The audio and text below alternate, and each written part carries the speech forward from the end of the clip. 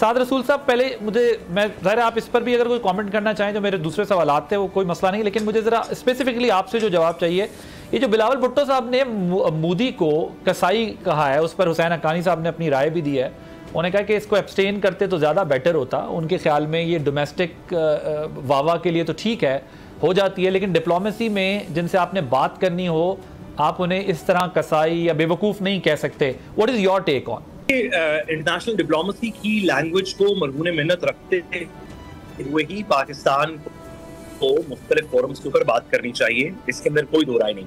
हम इंटरनली इस बात को रिकग्नाइज करते हैं, इस बात को एग्री करते हैं, हम सब पाकिस्तानी, बल्कि भारत के अंदर पाकिस्तान से ज्यादा लोग मेरा ख्याल है इस बात को एग्री करते हैं कि मोदी के उनको कसाई कहा जाए तो भी कम है, फाशिस्ट कहा जाए तो भी कम है, हिटलर कहा जाए तो भी कम है। लेकिन ये हमारी डोमेस्टिक पॉलिटिक्स और हमारी रीजनल चीजों के अंदर तो बहुत किमान लोगों की आवाजें, उनकी दीगर माइनॉरिटीज की आवाजें, उनकी ईस्टर्न साइड पे वो मिजोरम और नागालैंड और उन तमाम जगहों की आवाजें अगर आप सुने तो वो मोदी को इससे भी बहुत बुरे बुरे अलकाब से मुखातिब कर रहे हैं। लेकिन शायद ये बात दुरुस्त है कि इंटरनेशनल डिप्लोमेसी के अंदर खासतौर पर जब वेस्टर्न वर्ल्ड से बात कर रहे हों तो कुछ चीजों का पास रखना चाहिए। लेकिन मेरा नहीं ख्याल कि बिलावल साहब का कसाई कह देना या ना कहना ये किसी चीज को मूव करता है।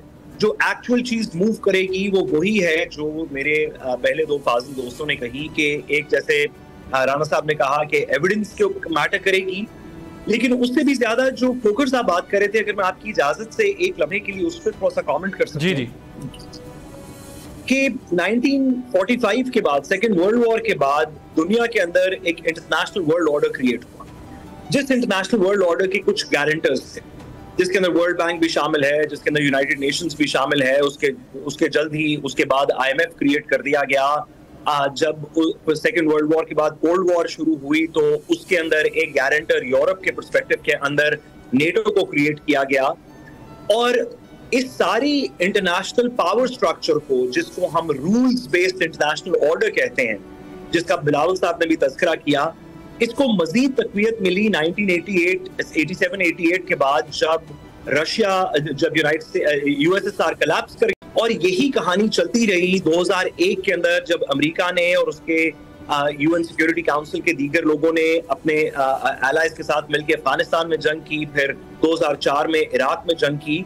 लेकिन हम देख रहे हैं कि पिछले 10-12 साल के अंदर और खास तौर पे पिछले 5-6 साल के अंदर ये जो इंटरनेशनल वर्ल्ड ऑर्डर है, जो अमेरिकन यूनिपोलर पावर के ऊपर था, वो आहिस्ता आहिस्ता कोलैप्स करता जा रहा है। फॉर एग्जांपल नेटो के अंदर, यूक्रेन के अंदर नेटो की पावर्स के बावजूद जो अमेरिकन गारंटी पिछले 40-50 साल से होल्ड कर रही थी, वो अब उस तरह होल्ड नहीं कर रही।